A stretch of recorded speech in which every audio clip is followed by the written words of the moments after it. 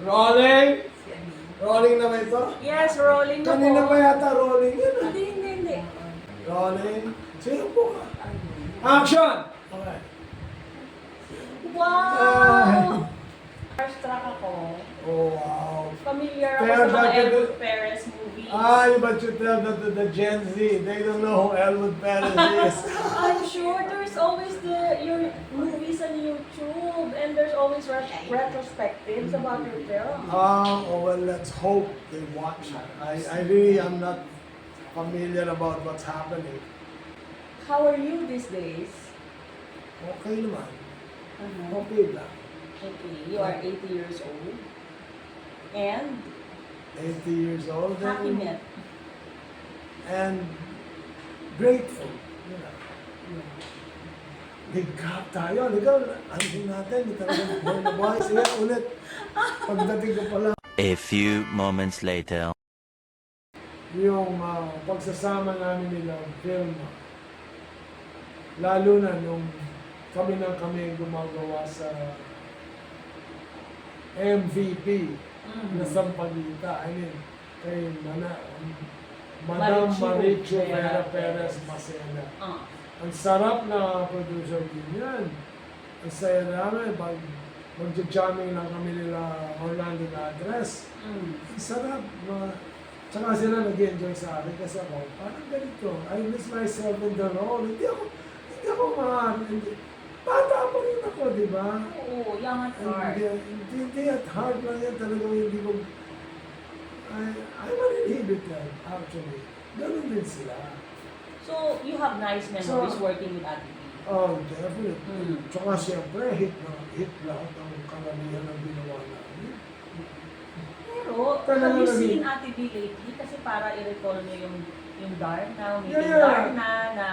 Nano kami sa Malacanang, nanalo, na binigyan kami ng Gawad Alamat ng Sine Filipino by Edok Cine, doon sa pinalabas doon doon na inisip ko. Kung meron silang pera na binigyan lahat, sana, hindi lang kami, sana pati yung mga lalaking stars, sino na natitira doon? Si Christopher, si Bembol, and Cocoy Laurel. At ang ganda ng huli Cocoy Laurel. Have you seen the film? Anong film ito? Pinay, American Style. Okay. You should watch it. Oh, okay. Doon, ang team song nun, yung kay Florante, Pinay. Oh. That I used, ang boses, si Cocoy Laurel. Kanya gusto ko mapanood yung buong talaga. Ako ang pumili ng kanta, ang team song ng film ay Pinay. Yes. Nakita ko, hit yung film. At siyempre, ang kakanta, sino? Cocoy. Sa Paraisong Parisikat, ang kumanta ako, sa may mga manay-itcho, si Christopher De Leon. You haven't seen Christopher lately. Sa TV. Oo nga, active pa rin siya. And he looks good, ha? Yung talagang ang gwapo pa rin. Really? Ayan, hindi. Parang hindi siya tumanda. Ang good yan. Active yun eh. Paano nag-workout? Yan sinasabi ko. I mean, palagi, sa workshop ko, palagi yung sinasabi ko dito. What is the main tool of an actor? Ikaw, what's the main tool of an actor? Your looks. Yun pala. Alam mo pala, the body, di ba? Yun ang main tool. So, kailangan, huwag mong pababayaan. Talagang, para mayroon kang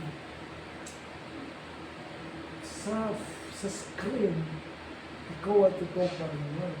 Bili ba ko may movie yung dalawa si Coco si Christopher and Vilma, yung sa Tokyo. Oo, when I met They still look good. They look good in it. Serena Casin na na-recover na natin yung burong talangka from The Collector at manunood ka na. Anong magiging feeling mo watching your 70s film? Well, Lollipops and Roses at burong talangka. it's all Naiiyak ka ba? Oo. Ay hala! si Sir Elwood. Bakit? Anong magiging feeling? Ako, Sir Elwood. Oo. Acting lang yun. Bakit ang alam ko? Siyempre marunong ako umarte. Pero ang totoo, I think I'll cry pag napanood ko yung Tunay. Oo, dahil, ano Pero ito, magiging pero feeling? ito, isa lang ang iisipin ko, mapapaiyak naman ako.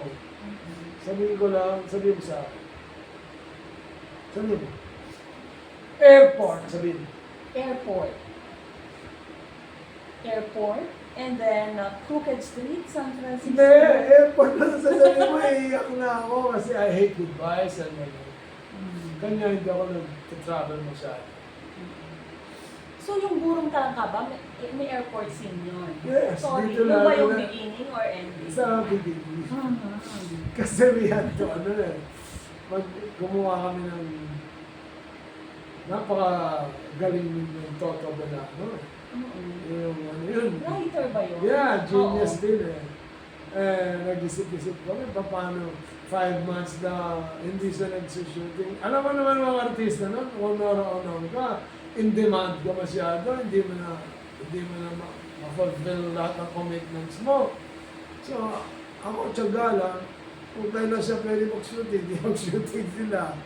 Pero alam mo nga yung naging masasolve, 5 months later niya tiyan, malaki pa naman siya magbuntis. Sabi ko, hindi malaki magbuntis ha, sa pakawalan mo ako. So, Sabi paano ko, mo na-solve? Paano namin na-solve? Naku, ano kaya itsura ko? Baka lalo lumabas sa mga eyebags ko ha.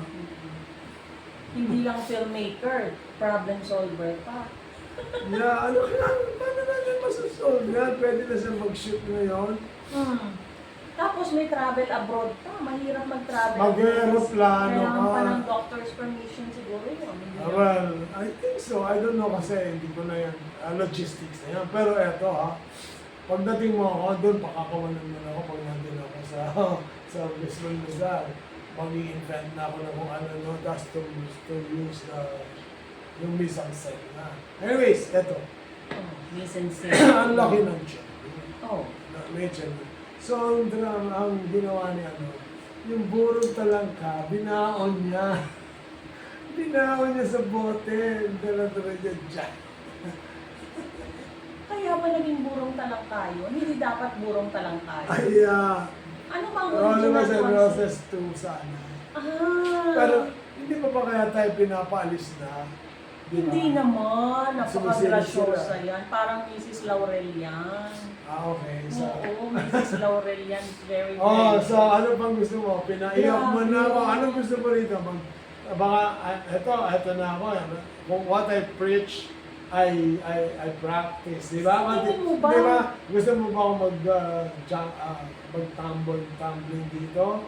Yung Paano collector mo, sabi mo, may-ari ng mga cinema, sa tingin mo ba, kailangan maipalabas yun o ma-restore mo na yung movie? Ang dali-dali nilang ma-restore kasi Oo. ang dami ng ways. Ngayon, may AI na, may et cetera na. And this guy, he has all the means. Yung nga lang, ewan ko, pero mukhang meron naman siyang fondness for that film. Kung wala siyang fondness for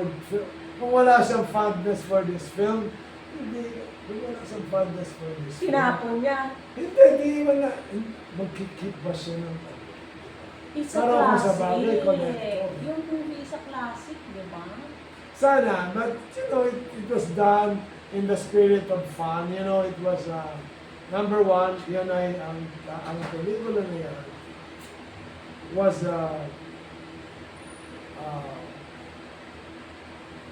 ano ba yung genre ng bringing up baby?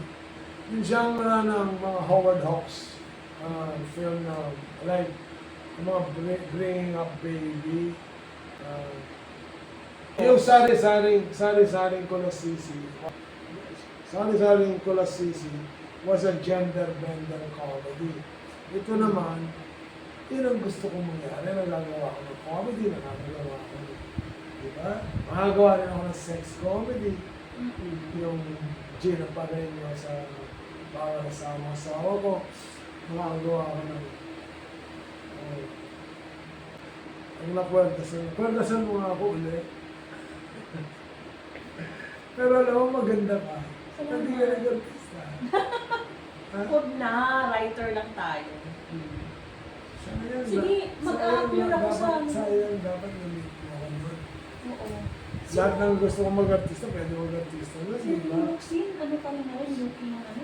Oh, yes. Oo. How was she? Ikaw ba ang naka-discover sa? Sino ba No, ang hindi. artista na discover mo? Nauna lang kami nag-launch kasi gusto niya. Siyempre, alam mo nila, pero kami lang And whatever happened to Trisha Gomez? Inday Garuta. Ba? Mayaman na yata sa Amerika. Oo. Pero hindi rin ako nag-launch sa hindi. Oo. Pero yung Sino film bang ko, na-launch yung yung Day Baby Garuta. Delgado? Baby Delgado appeared in a very, she was very good in the family natin bawat sa gabi. Yung ano, yung si Ria Locsin in Disgraciada, Gina Alahar as Divorciada, Sherry Hill as Problem Child, Roxana Bansantas in Miracle of Love. Well, in a way, ewan ko kung kailangan pa i-mention. Huwag na iba. Oo. Kasi ang dami. Ang dami. Yung most memorable movie with Amalia Fuentes, yung Gloria Romero. Gloria Romero, yun nga, nangyayari ako. I only did one film with Vida Blanca. At saka one with Gloria Romero. Vida Blanca, ibulong mo sa Diyos. Gloria Romero, bilangan na dito sa langit. Ang gagaling nila, favorite ko nila. So, hindi na maibabalik yung mga ganitong actresses of the golden age. Mayroon naman siguro. Meron. Alam mo, Do you watch the alam mo present darling, day? itong mga films, yung mga cineasts, or even in any endeavor, in any field of endeavor, we all have our golden age. Even now. We each all have our golden age. Pero ngayon, iba na direct. AI. Pwede nang puro AI na. Parang hindi maganda. Hindi. Nandiyan naman ang AI. Nung ang tagal na nga ng artificial intelligence na film ni Spielberg. Ano mo ba yun? Si Tom Cruise. Well, Parang noon, special effects lang siya. Ngayon, ano na siya eh. Parang sana hindi naman siya maging mainstream. Pero bilang huling gagawa ka pa talaga ng movie. yeah. In fact, may movie ako ngayon na tapos na sana. Pero I'm not pleased with the length and with the I still have to come. Well, I wouldn't say it's my film because I used my nom de plume along with somebody, my editor, who is going to be given director credits. Credit. Will be credited as a director.